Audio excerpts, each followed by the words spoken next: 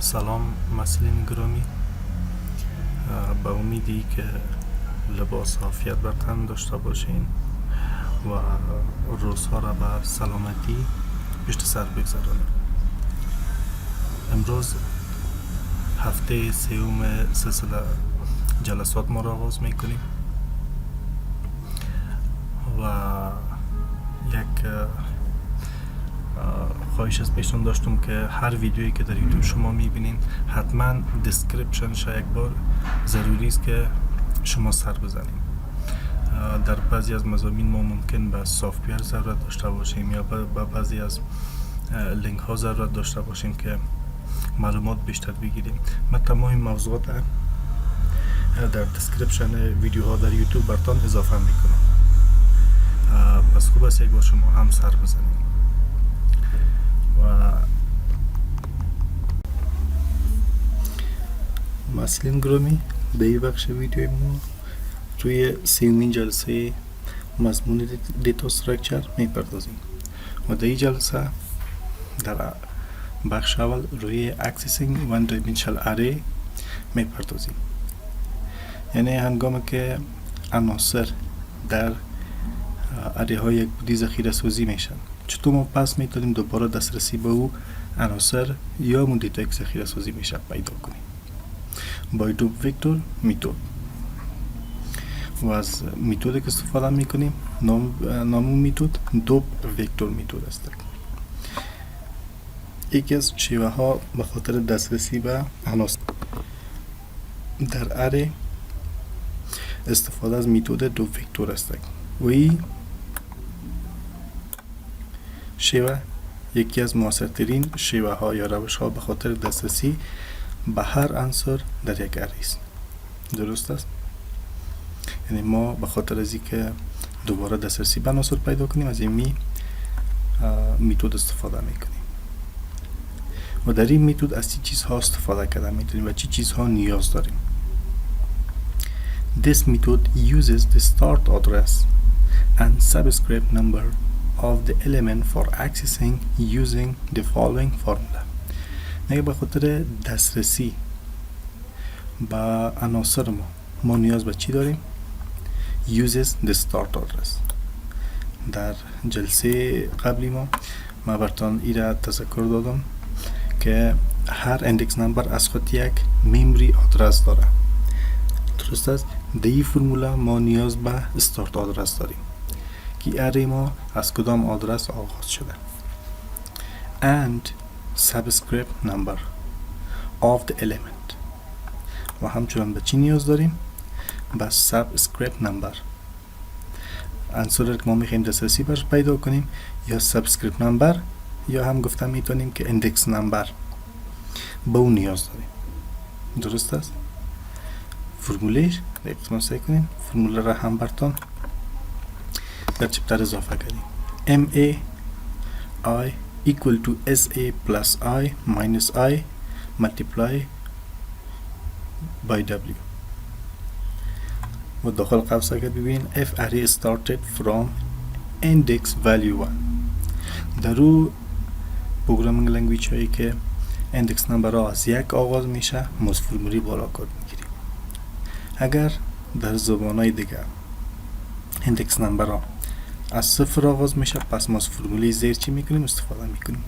فرق فرموله چی است؟ صرف در ماینس 1 I minus 1 و دی قسمت I multiply by W. خب EMA SA یا چی هستن در فرموله؟ تمام از یاره در این سلاید براتون توضیح دادیم. MA memory address of the element. اگر شما در فرموله متوجه شده باشین به شکل نوشته کردیم MA memory آدرس پیدا میکنیم. درست است؟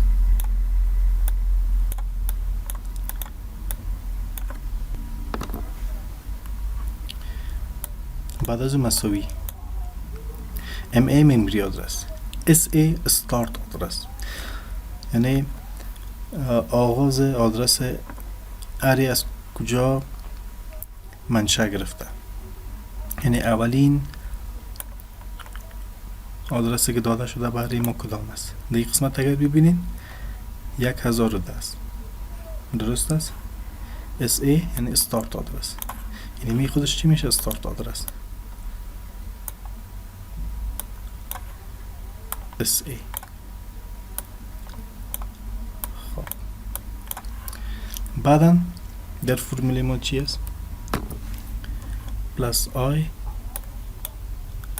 ماینس 1. درست است به این شکل. خب اینجا I چی است؟ I subscript number یا index number of an element to be accessed. با عنصر که ما میخوایم دسترسی پیدا کنیم اندکس نمبر از ما چی میکنیم؟ اضافه میکنیم و قیمت آی چی میشه؟ همون اندکس نمبر. به طور مثال ما میخوایم که به 40 دسترسی پیدا کنم. درست است؟ پس اندکس نمبر از این کدام است؟ یعنی آی چی است؟ 4. ما با جای آی در قسمت 4 قیمت گذاشته میتونم. ماینس 1. چرا ماینس 1 ما در اینجا ذکر کردیم؟ چون اندکس نمبر ما چند شروع میشه؟ در این اگزامپل البته از 1. و خاطر من ماینس 1 هم ذکر کردیم. اگر 0 شروع میشد پس ما در این قسمت ماینس 1 اضافه نمیکردیم. بعد از در فرموله ما multiply by w. w چی است؟ the word length. درست است؟ for integer w equal to 2, for float w equal to 4, for char w equal to 1. ایره هم در ویدیو قبلی براتون تذکر دادم که اگر ما عناصر را که ذخیره سازی میکنیم، اگر نویت چون اینتیجر است، ما w رو چند میگیریم؟ 2. چرا؟ چون 2 باید دیتا را ما ذخیره کردن میتونیم در هر اندکس نمبر. اگر فلوت است البته ما 4 میگیریم. درست است؟ به جای w ما 4 قیمت گذاری میکنیم.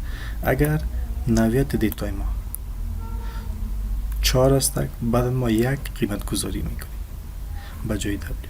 درست است؟ خب بیاین اینجا ما یک قیمت گذاری هم میکنیم. MA. درست است؟ چون MA را ما پیدا میکنیم. I مدیه چند قیمتش میشه؟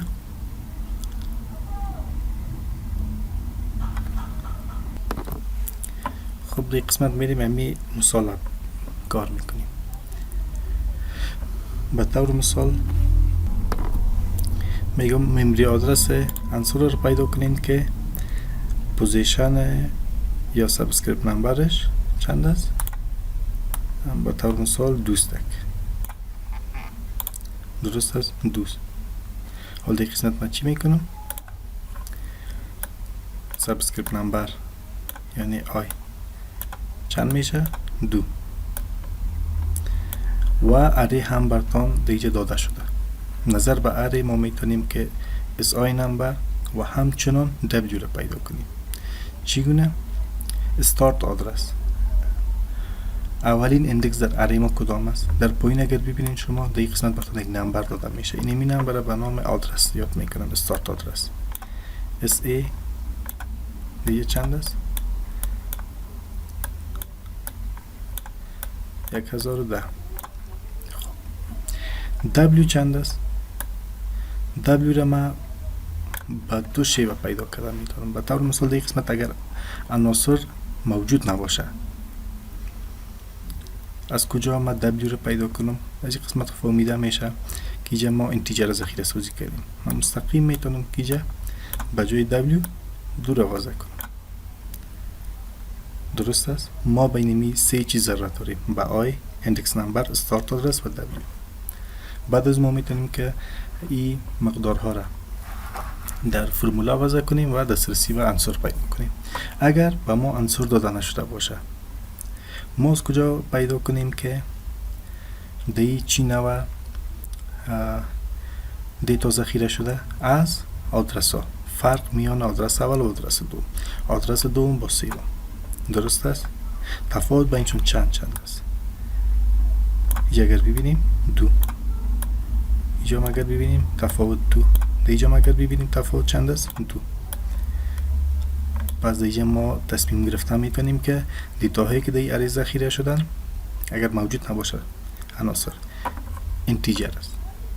اگر تفاوت میان آدرس ها ایندکس ها یک با دو، دو با سه و سه با چهار. اگر یک باشه بعد از ما میفهم که در این اری کرکتر ذخیره سازی شده، یعنی یک حرف ذخیره سازی شده. درست است؟ به این شکل هم تصمیم گرفته میتونیم. حال چی میکنیم؟ در این فرموله مقدارها رو اضافه میکنیم. equal to بجای SA چند ذخیره سازی میکنیم؟ 1010. بجای آی قیمتش 2 ماینس 2 منفی 1 و ضرب W. بجای W چند اضافه میکنیم؟ 2 ذخیره سازی کردیم. حال چی میکنیم؟ اول قوسا را رفع میکنیم، حل میکنیم. 1010 2 منفی 1 ضرب 2. حال اگر ببینیم 2 ضرب 1 2. البته دیگه قسمت جمع هم داریم، ضرب نیست، یک قسمت جمع است. خب 2 ضرب 1 2 جمع 1010 چند میشه؟ 1012 به این شکل. خب حال چی کردیم ما؟ ممری آدرس اندکس نمبر اینجا آی است، بجای آی 2 اضافه میکنیم. نه اضافه میکنیم، پیدا کنیم چند است؟ 1012. و دیگه ما دسترسی به آدرس یک اندکس پیدا کنیم، پس ما میتونیم که دسترسی به عنصرش هم پیدا کنیم که دیگه چند ذخیره است؟ 20. بعد از ما میتونیم که دسترسی به عنصر پیدا کنیم. این بود طریقه accessing one dimensional array by double vector method. در اینجا هم اگر ببینیم یک مثال کار کردیم نظر به ای اری که دیگه قسمت براتون دادیم. دیگه سعی کنیم find the memory address of an element at position I. به شکل براتون سوال داده میشه و قیمت آی هم میتن 4. ما ممری آدرس عنصر رو پیدا کنیم که در پوزیشن 4 چی داره؟ قرار داره. بعد ما فرموله رو وضع میکنیم. بجای SA 1010 که قسمت سعی کنیم 1010 بجای W2 چون انتیجر ذخیره سازی شده و بعدا قیمت رو وضع میکنیم. قیمت رو وضع کنیم 4 منفی 1 3 ضرب 2 6 جمع 1010 1016 اگر در قسمت ببینیم. درست است؟ The value at address 1016 is 40. میگه در این آدرس مقداری که موجود است در کدام آدرس؟ 1016 40 است. اول آدرس پیدا میشه، بعدا ما دسترسی به عنصر پیدا کردن میدونیم. این طریقه یکی از بهترین شیوه ها و طریقه ها به خاطر دسترسی به عناصر است. در قسمت سعی کنیم براتون یک اگزمپل هم دادیم. شما چی کنیم؟ میجا براتون ایره پیش خود حل کنیم. البته سوالا در پایین براتون نوشته میکنم. find the memory address of element at position یعنی I equal to به طور مثال 3. درست است؟ ممری آدرس عنصر رو پیدا کنیم که پوزیشنش چند است؟ 3 است. این ایره. حالا چی کنیم؟ ایره پیش خود حل کنیم. اگر حل کرده تانستیم پس شما فرموله یا میتود دو وکتور چی کردیم؟ یاد گرفتیم.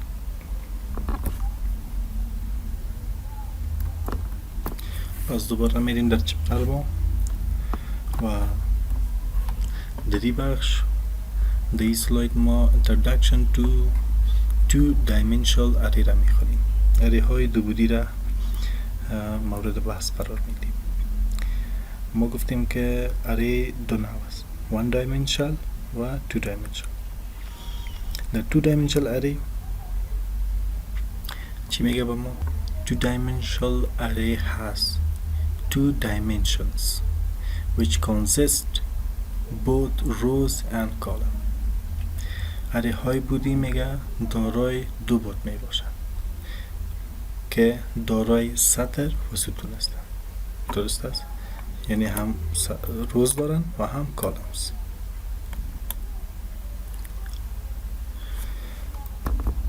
Dimensional array is declared by giving two indexed values in square brackets.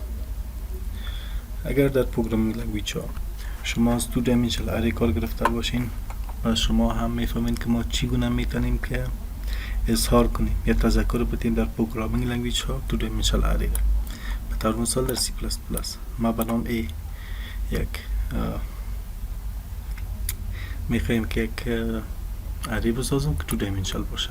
من چی میکنم؟ به شکل نوشته میکنم. باید از من از 2 اندکس نمبر کار بگیرم. یکی به خاطر سطر، دیگه به خاطر ستونای. درسته؟ چون 2 بود داره. اری ها یک بودی نیستن که ما داخل یک اندکس ما بتوانم مقدار ذکر کنم. در این قسمت ما از 2 اندکس کار میگیریم. اگر در این قسمت ها ببینید the first indexed value represents the total number of rows. اندکس اولی که میگه شما تذکر میتین این چی را ارائه به ما میکنه؟ روز، سطرها را. و اندکس دومی به ما چی را ارائه میکنه؟ کالم، کالمز، مجموعه کالم ها را. درست است؟ for example end array داخل square bracket 5 و square bracket دومی ما هم 5. یعنی به این شکل به ما یک اری می سازه.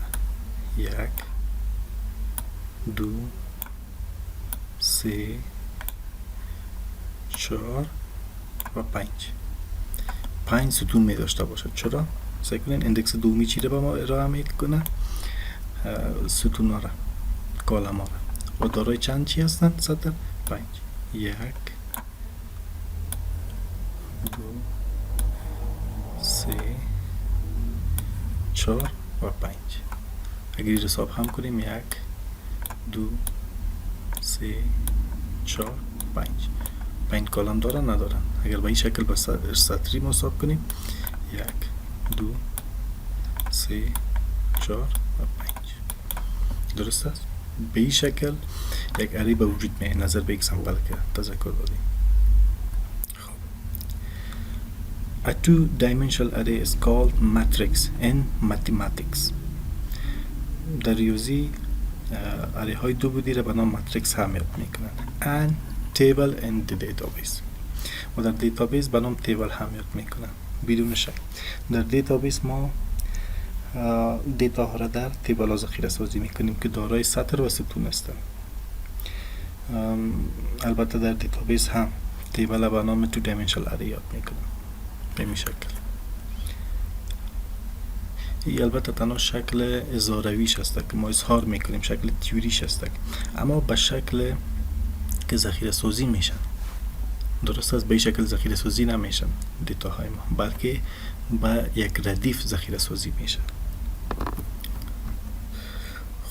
خب به این شکل ما میتونیم که یک اری را ارائه کنیم. خب اگر این را بریم در C++ اگر عملی کار کنیم چگونه کار میکنیم؟ چگونه ما 2 dimensional اری را میسازیم؟ این نوع دیتا استراکچر را میسازیم. درست است؟ بعدا میریم با روی چپتر ما. خب من دیو C++ باز میکنم. در قسمت سورس فایل و بعدا چی میکنم؟ hash include IO string بعدا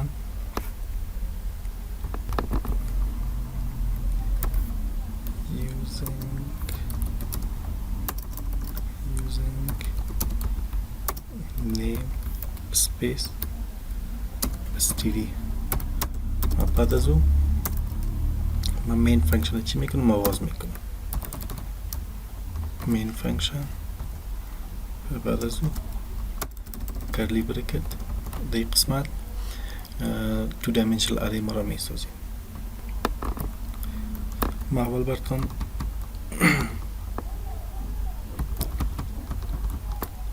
دی قسمت براتون اول ترسیم هم میکنم که ما چگونه یک اری را میخواهیم امپلمنت کنیم.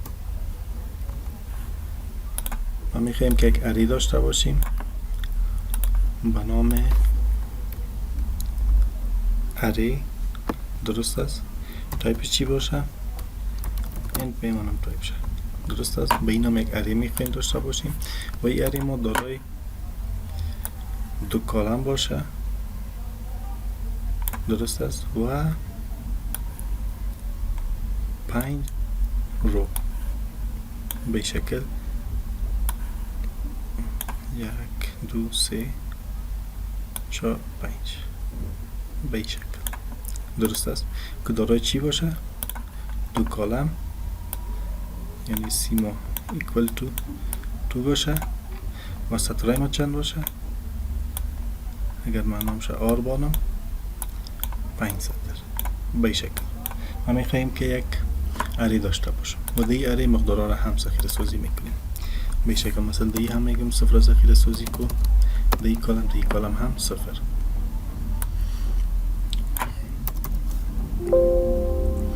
به شکل. خب و بعد از اون در سطر دو میگم یک ذخیره سازی کو ولی قسمت دوره. بعد از اون دیجا میگم 3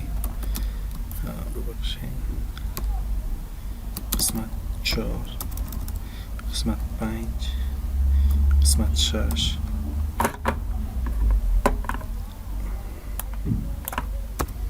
این قسمت 7 و اینجا هم 8.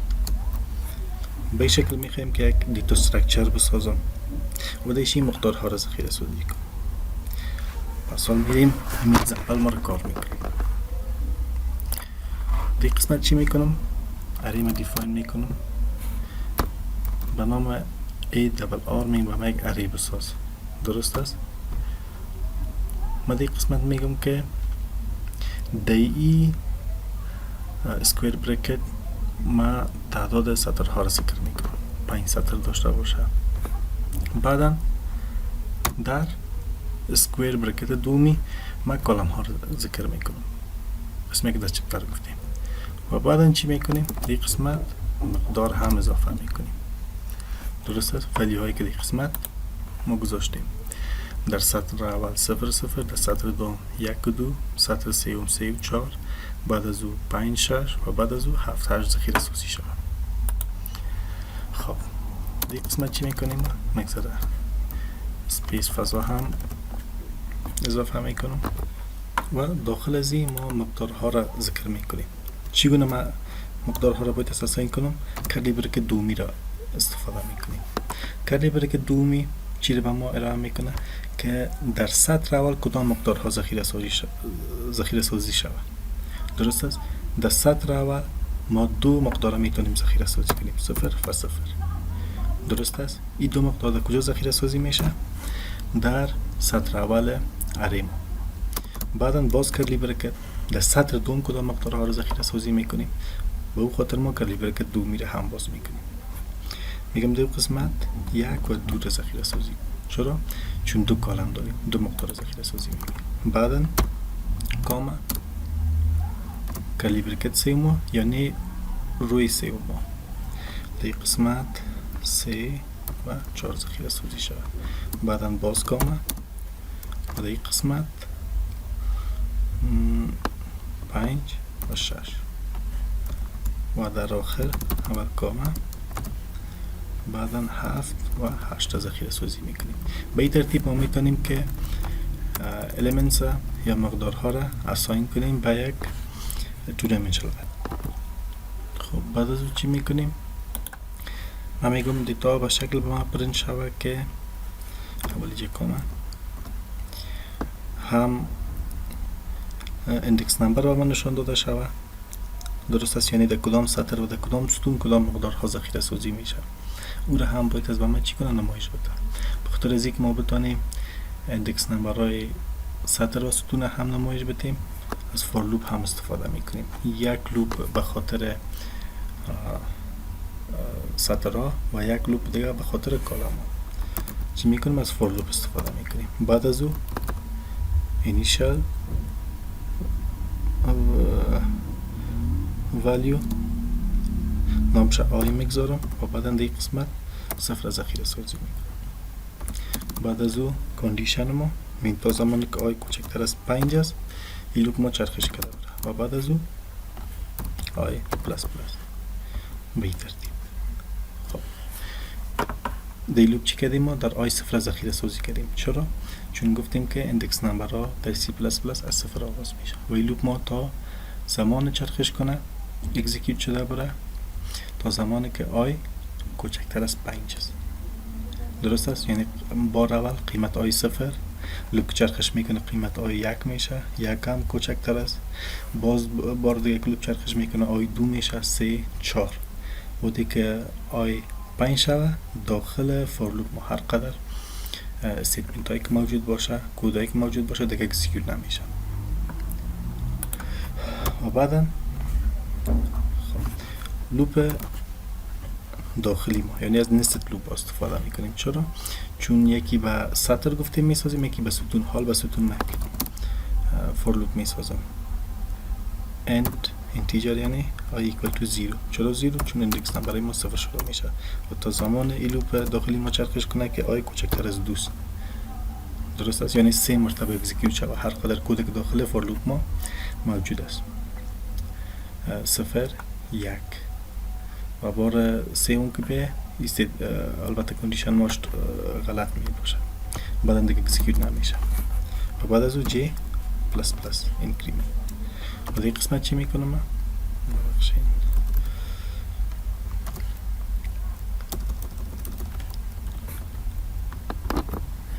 خب داخل فور لوپ ما یک استیتمنت رو نوشته میکنم که اوتپوت به ما بده cout. دیگه قسمت چی میخوایم چه قسم اوتپوت به ما بده؟ نام اری ما، نمبر سطر و نمبر ستون. و خاطر من چی میکنم؟ دیگه قسمت میگم که اری نام اری بار نوشته کنیم و بعد از قوس باز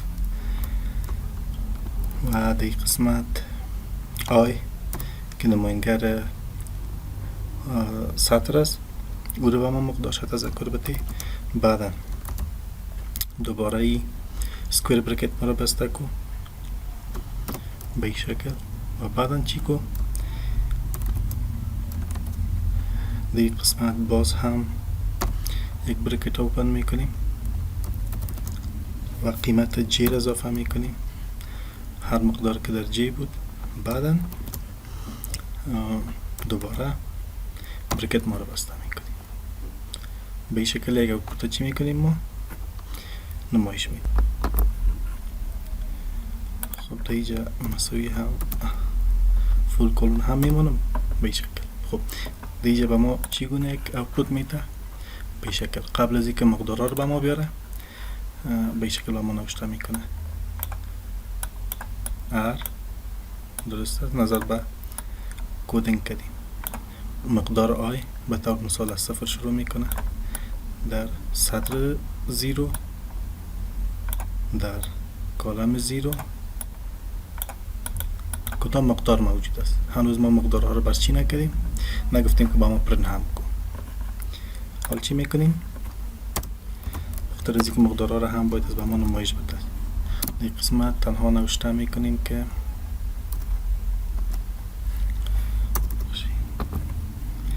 در اری که اندکس سطر نمبرش آی باشه و کالم نمبرش جی باشه. تو چی کو مقدارش به ما پرنت کو و هر بار که مقدارها رو پرنت کردی بکسلش ان لاین جدیده چی کو آغاز کو. به این شکل ما یک اوتپوت چی میکنیم جنریت میکنیم. این اوتپوت چی میکنه به ما مقدارها را پرنت کرده میده به طور مثال 0 0 اول 0 بعد از دیگه 0 بعدا 1 2 3 4 به این شکل هم اندکس نمبر به ما نشان میده، هم از سطر هم ستونه، هم مقدارهایی که ذخیره شده. و بعدا از برکت لوپ داخلی ما هم برای و مین فانکشن کال کردیم ریتورن 0 به این شکل. کنترل اس هم میکنم که ذخیره شوه 2D اری و بعد نیره کمپایل هم میکنیم.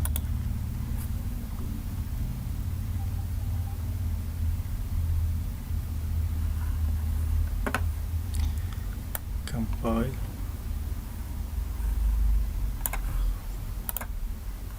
طبعا کمپایل نکرده کود ما را. خب کمپایل هم کرده، کدام ایرور موجود نیست، حال میره رن هم میکنم. آوتپوت ببینیم به این شکل. سعی کنیم ما چی کردیم در آوتپوت اولی ما ار نوشته کردیم. من این سایز یکم خردتر میکنم به این شکل. دیگه ار بعد از او اسکویر بریکت اوپن شوه و قیمت آی اضافه شوه. آی اولین مقدار که ذخیره میشه در آی چند است؟ 0. 0 هم به ما دیگه قسمت آورد. بعد از قوس بسته، بعد از قوس باز هم باز قیمت جی. قیمت جی از چند شروع میشه؟ 0 0 و دو چند ذخیره است در اری ما در سطر 0 اندکس نمبر 0 و کالم اندکس نمبر 0 از چند ذخیره میشه؟ 0 0 اینپوت داده بودیم نداده بودیم. به مو شکل در سطر اول و کالم دوم مقدار ذخیره کردیم 0 بوده. سعی کنید سطر اول البته در سطر اول ذخیره سازی میشه. سعی کنید دیگه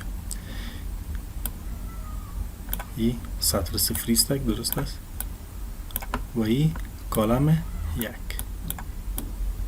اندکس نمبرش 1 میشه. دیگه چند ذخیره سازی کرده؟ 0. بعد از او سطر تغییر میکنه درست است. این دو مقدار کدی که خلاص شد پس می لوپ مده کجا؟ دیگه قسمت.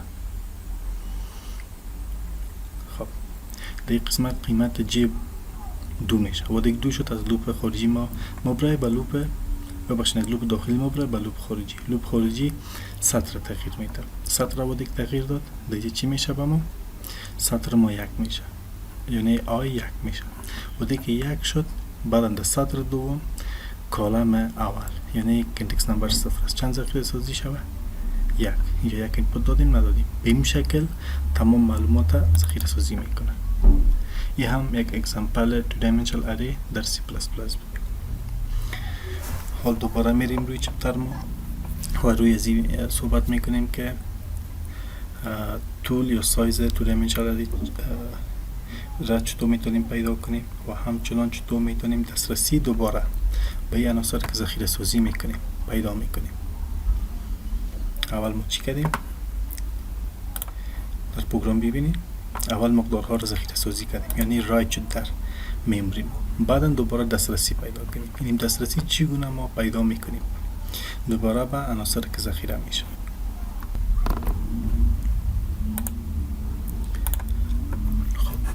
حال میریم روی سلاید بعدی ما.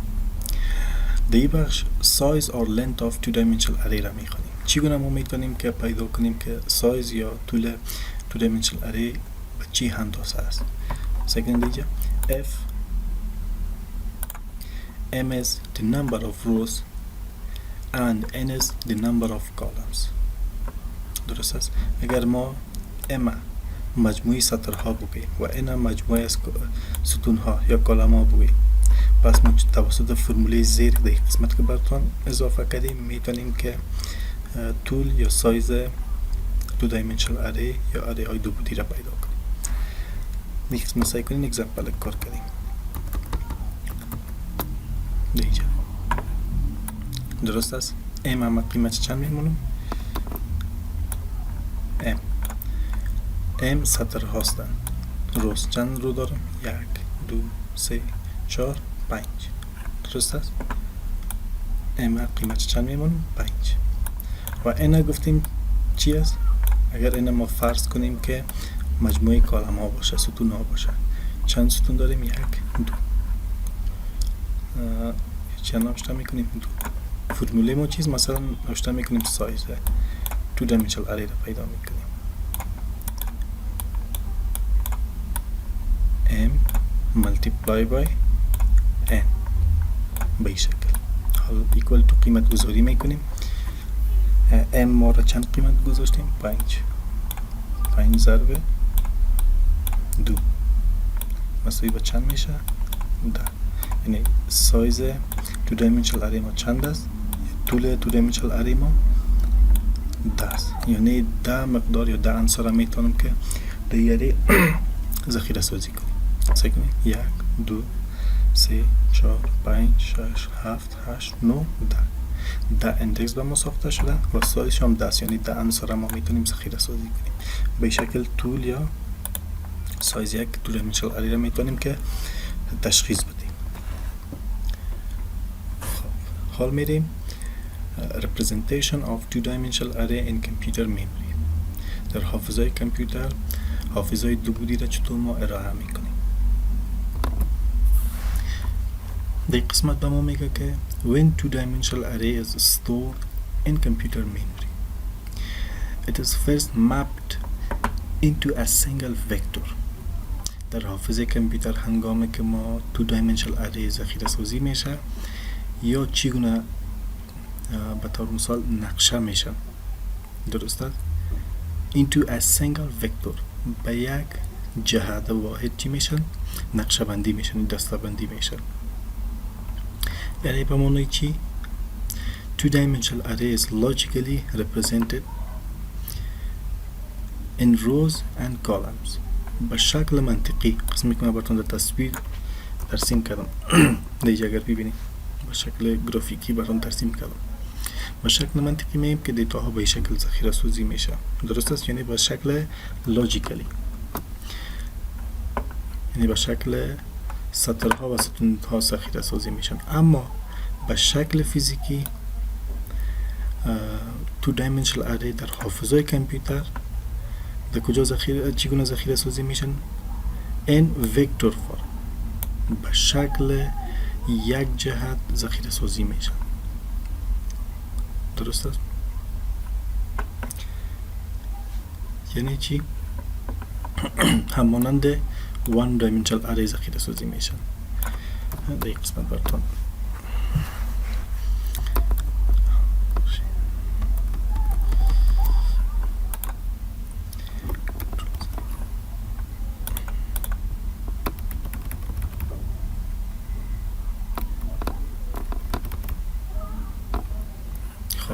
سعی کنید به شکل لوجیکلی ما قسم ترسیم کردیم، اما به شکل فیزیکی در حافظه کامپیوتر ما به این شکل یک ساختیم ذخیره سازی میشه. چگونه؟ 10 اندکس ساخته میشه. 1 2 3 4 5 6 7 8 9 و 10 به شکل 3 4 5 6 7 8 9 10 به شکل چی ساخته میشه؟ به شکل فیزیکی که اری ساخته میشه و دیتاها به این شکل به یک ردیف ذخیره سازی میشن به طور فیزیکی. البته اما به خاطر اینکه ما یک دید بهتر براتون از 2 dimensional اری بدیم، به خاطر لاجیکلی مقصد منطقی ما براتون به شکل ترسیم میکنیم، اما در حافظه کامپیوتر در یک ردیف ذخیره سازی میشن، درست است؟ ای که در یک ردیف ذخیره سازی میشن عناصر ما در 2 dimensional اری های دو بودی، ممکن است که ای به شکل رو بای رو سطر به سطر ذخیره سازی شوند یا نظر به کالم به کالم ذخیره سازی شوند. به شکل ممکن است که اول سطر اول مقدارهای ذخیره سازی شود به شکل 0 0 سطر اول اختتام پیدا کرد، سطر دو مقدارهای ذخیره سازی شود 1 2 به این شکل، سطر سوم 3 و 4. سطر بعدی ما 5 و 6 و سطر آخری ما 7 و 8. ممکن به شکل سطر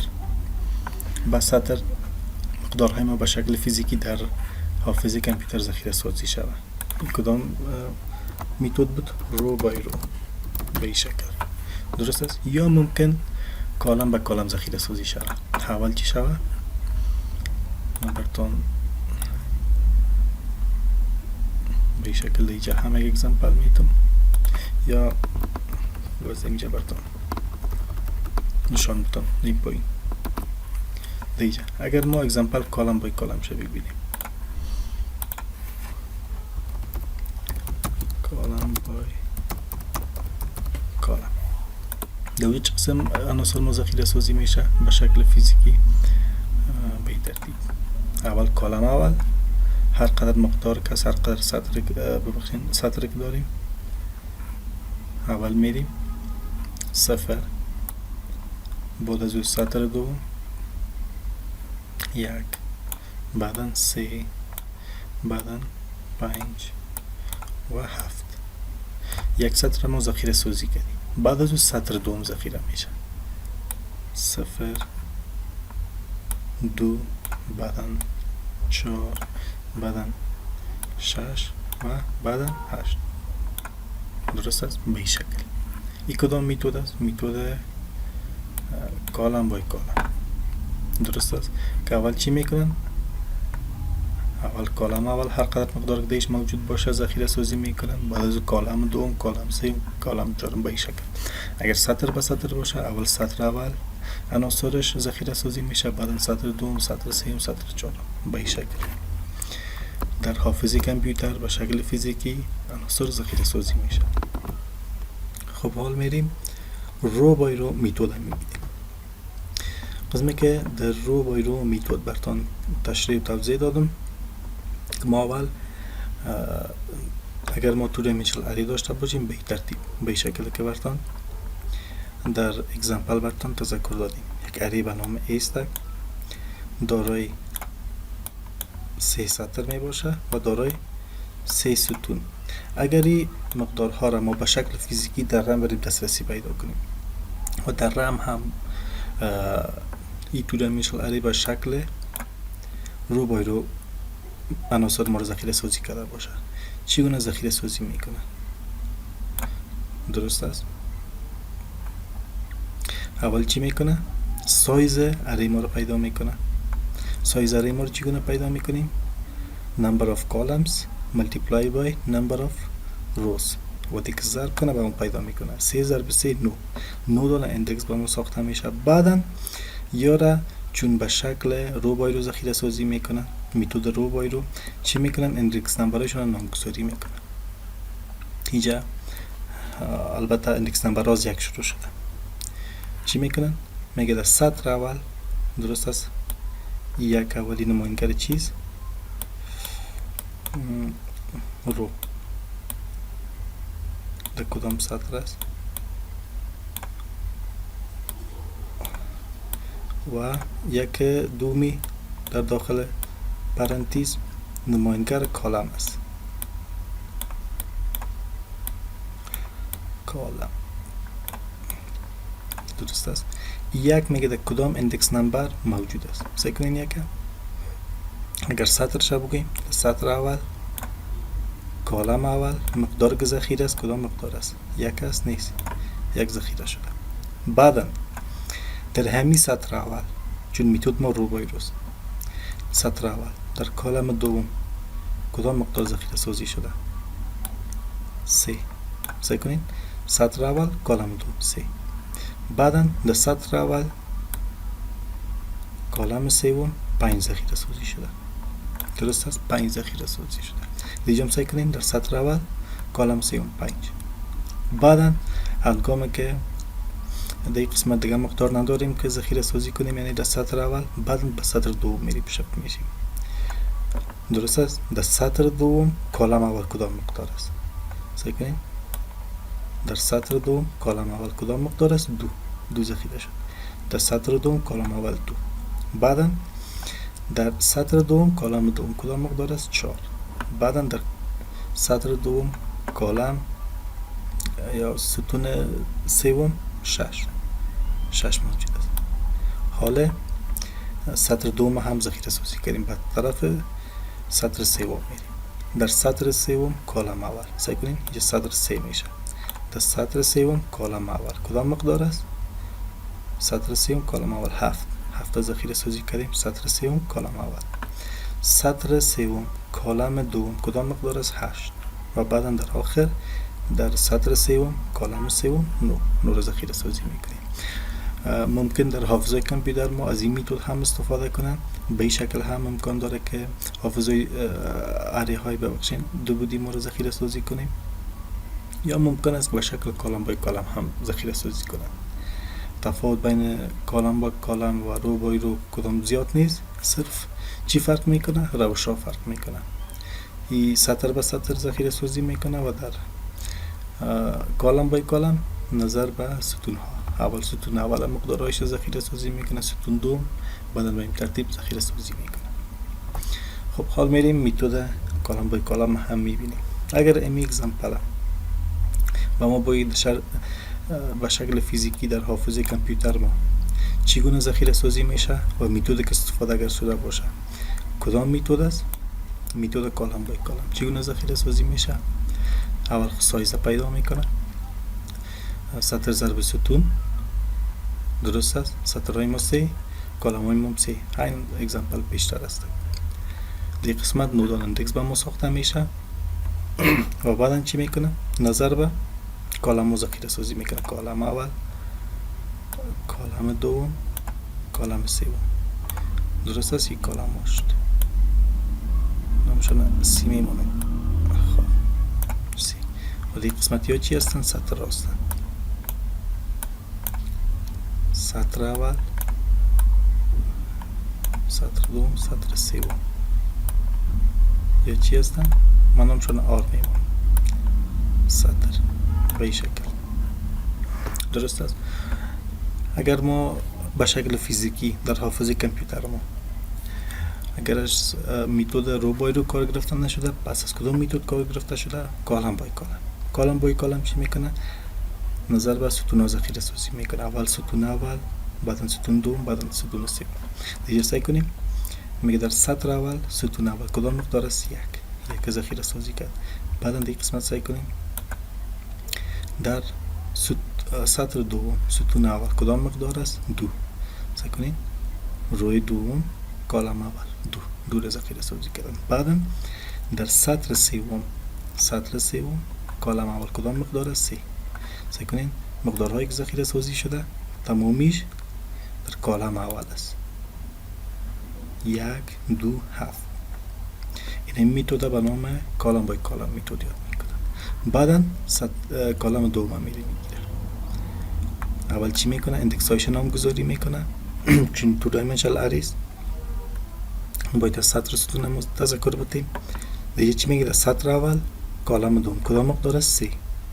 بعدا 4، بعدا 5 ذخیره سازی میشه. سعی کنین 3 4 ببخشین 8 است.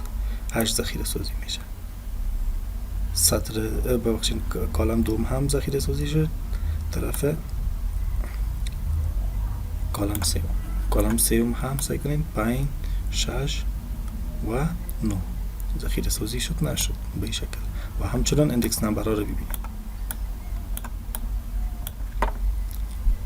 به این ترتیب به شکل فیزیکی یا کامپیوتر ما دیتا ها را در 2 dimensional array به شکل رو بای رو یا کالم بای کالم ذخیره سازی میکنه. در یک ردیف یا در یک جهت ذخیره سازی میشه. خب accessing 2 dimensional array by vector method. ما چطور میتونیم که دوباره دسترسی پیدا کنیم به عناصری که در 2 dimensional array ذخیره سازی شدن؟ قسمی که در سلاید پیشتر گفتیم که در 2 dimensional array از 2 میتود به خاطر ذخیره سازی عناصر استفاده میشه به طور فیزیکی، رو بای رو و کالم بای کالم. به این شکل به خاطر دسترسی به عناصر در میتود رو بای رو از یک فرموله کار گرفته میشه و در میتود کالم بای کالم به خاطر دسترسی به عناصر از فرموله دیگه استفاده میشه. درست است؟ چون ما از دو میتود به خاطر ذخیره سازی عناصر در دو دیمنشنال اری ها استفاده میکنیم، پس دو فرموله موجود است. یک فرموله به خاطر رو بای رو میتود هستند. درست است؟ در قسمت اگر ببینیم فرموله چگونه است؟ MI هنگامی که ما دسترسی به یک عنصر میخوایم پیدا کنیم در دو دیمنشنال اری ها، باید از ما چی رو پیدا کنیم؟ مموری آدرس. بعدا I یا سعی کنیم MA در فرموله ما چیست؟ مموری آدرس of the element، آدرس مموری یا حافظه او عنصر که ما میخوایم دسترسی برش پیدا کنیم. در فرموله سعی کنیم داخل پرانتز I هم داریم و J هم داریم. I نمایندگر نمبر سطر است، چون ما تو دیمنشنال اری داریم، هم باید از ما نمبر سطر بفهمیم، هم باید از نمبر کالم بفهمیم. با او خاطر ما هم از آی استفاده میکنیم هم از جی. آی نمایندگر نمبر سطر عنصر است که ما میخوایم دسترسی برش پیدا کنیم و جی هم نمبر کالم عنصر که ما میخوایم برش دسترسی پیدا کنیم. SA start آدرس، اری ما از کدام نمبر یا آدرس آغاز شده، اولین ایندکسش، او را هم باید از ما از روی اری پیدا کنیم. و n چون ما رو بای رو میتودا میخوایم که دسترسی به عنصرش پیدا کنیم، پس اینجا n نمایندگر total number of columns است. در این اری که ما میخوایم دسترسی برش پیدا کنیم چقدر کالم موجود است. و همچنان w قسمی که در من دایمنشنال اری ها خواندیم این چی است؟ اگر دیتا تایپ عناصر ما اینتیجر بود 2 میگیریم، اگر فلات بود 4، اگر 4 بود 1 میگیریم. به این اساس ما میتونیم که قیمت گذاری کنیم و دسترسی به یک عنصر پیدا کنیم. اول آدرس پیدا میشه، بعدا ما میتونیم که دسترسی هم پیدا کنیم. حالا میریم در سلاید بعدی، ما یک اگزمپل هم هست. سعی کنیم در اینجا اگزمپل با ما چی گفته؟ find the memory address of an element at position، یعنی سطر چند است؟ درست است، این قیمت آی است و جی هم قیمت کالم.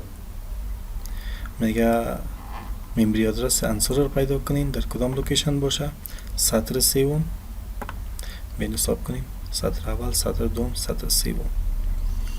درست است.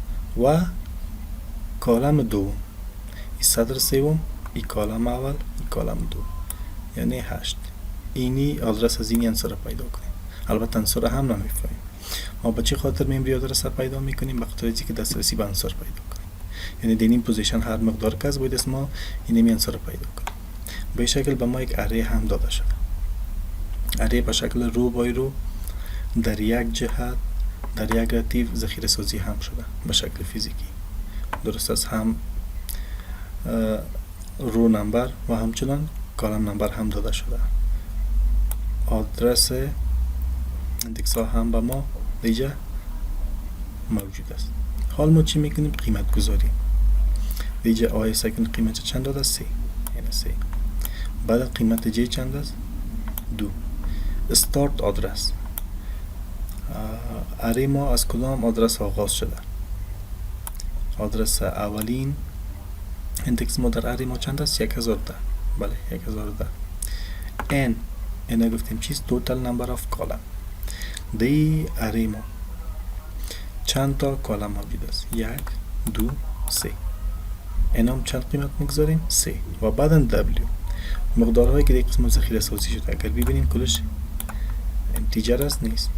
به شکل کلش اگر ببینیم کلش اینتیجر است. بله، پس به جای w ما چند قیمت گذاری میکنم؟ 2. بعدا فرموله را هم ما دیگه چی میکنم؟ منشن میکنم. سعی کنین as i پلاس، درست است، پلاس curly bracket n multiplied by I minus 1 plus j minus 1 کرلی برکت ما بسته ضرب 2 multiply by 2. حالا من چی میکنم؟ صرف مقدارهایی که با من داده شده قیمت گذاری میکنم. بجای I3 بجای J2 بجای start آدرس 1010 بجای N3 و بجای W2. بس ما میتونیم که دسترسی به مموری آدرس ایندکس نمبر یا پوزیشن پیدا کنیم. SA ما بجای چند قیمت گذاری میکنیم؟ 110 بجای N3 بجای رو 3 درست است ماینس 1 و بجای I2 و بجای W2 قیمت گذاری میکنیم. حال چی میکنیم؟ اختصارش میکنیم. اول داخل قوس ما خلاص میکنیم 3 منفی 1 2 جمع بعد از 2 منفی 1 1 درست است. بعدا چی میکنیم؟ ضرب خلاص میکنیم. دی قسمت میایم 3 ضرب 2 6 جمع 1 ضرب 2 درست است. اگر جمع هم کنیم 6 جمع 1 7 این 7 7 ضرب 2 14 14 جمع 1010 1024 درست است. حالا سعی کنین does the value at the address 1024 is 8 میگه در مموری آدرس که شما پیدا کردین در اوجه چند ذخیره است؟ 8 ذخیره است. سعی کنین از اول که ما نشونی کرده بودیم ویدی قسمت اگر ببینیم پوزیشن چند بود؟ سطر سوم اینه و کالم دوم اینه. آدرس اگر ببینیم آدرس شما صحیح است و مقدار هم که ذخیره شده 8. به این شکل ما میتونیم که دسترسی به یک عنصر در رو بای رو میتود پیدا کنیم. البته این هم میتود دو وکتور است به خاطر تو دیمنشنال اری ها. خب این میتود رو بای رو بود. حالا براتون یک اگزمپل هم دیجا ترسیم کردیم. شما میشه که اگزمپل پیش خودتون کار کنین تا خوبتر و بهتر براتون این میتود این فرموله براتون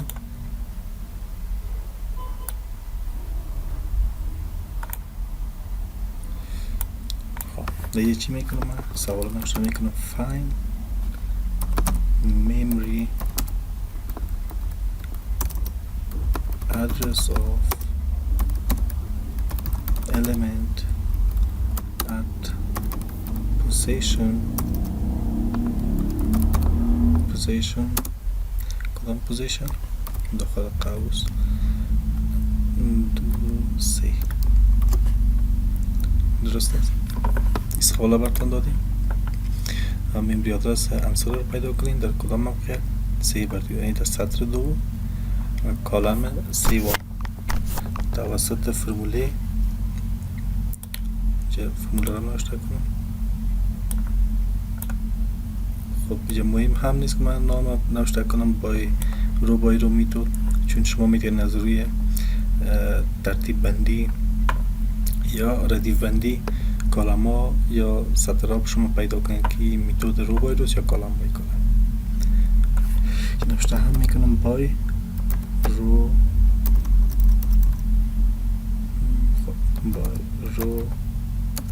بای رو میتود.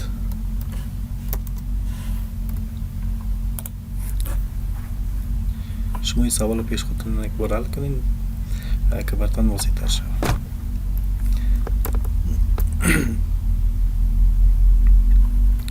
حال میریم روی کالم میجور آردر یعنی کالم بای کالم. اگر ما تو دیمنشنال اری داشته باشیم ما کامپیوتر رو به شکل سطر کالم بای کالم یعنی ستون به ستون ذخیره سازی کرده باشه پس چگونه میتونیم دسترسی به عناصرش پیدا کنیم؟ توسط فرموله سای MA بعدن آی همو نمبر آف رورن به ما نمایش میده و جی هم باز همون نمبر آف کالم عنصر به ما نمایش میده. SA start آدرس است. M در فرموله پیش اگر دیده باشین نمبر آف کالمز بود درست است توتال نمبر آف کالمز. اما دیگه قسمت چی است؟ توتال نمبر آف روز است درست است. و بعد از او در فرموله پیش ما I-1 داشتیم در قسمت هم J-1. در قسمت چی داریم ما؟ J-1 و I-1 multiply by W ضرب W. در هر دو فرموله W یکسان است. البته این فرمولایی که بهتون تذکر دادیم به خاطر اری های هستند که اندکس نمبرشان از 1 شروع میشن. دیگه با متوجه باشیم. درست است؟ اندکس نمبرشون از چند آغاز میشه؟ از 1. اگر از 0 شروع شوه بعدا در فرموله J-1 و I-1 این -1 ها چی میشن؟ از بین میره. و هم به این شکل در این فرموله هم اگر اندکس نمبر ما 0 شروع شوه I-1 و J-1 -1 ها چی میشن؟ از بین میره. دیگه به متوجه باشیم.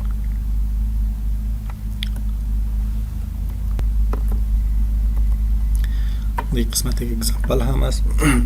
سکنین اگزامپل find the memory address of an element at position 2/3 و دیتا ها به شکل فیزیکی به کدام شکل ترتیب بندی شدن؟ کالم بای کالم. ما چی میکنیم؟ با استفاده از قیمت I، قیمت J، start address درست است، M total number of rows و W جین و دیتا در قسمت ذخیره سازی شده. ما میتونیم که قیمت گذاری کنیم در فرموله و بتونیم که ممری آدرس هم پیدا کنیم و دسترسی به عنصر هم پیدا کنیم. درست است؟ تنها ما به جای S, A, I, J, M و W قیمت گذاری میکنیم. بعدا اختصار میکنم شونه. در قسمت سعی کنیم قیمت گذاری کردیم 3-1 2-1 1 و بعدا 2 جمع 1. درست است؟ اول ضرب میکنیم 2 ضرب 3 6 6 جمع 1 7 7 ضرب 2 14 و 14 جمع 1010 1024. در 1024 در این آدرس میبینیم کدام عنصر ذخیره سازی شده؟ در 1024 6. ما دسترسی به عنصر هم پیدا کرده میتونیم.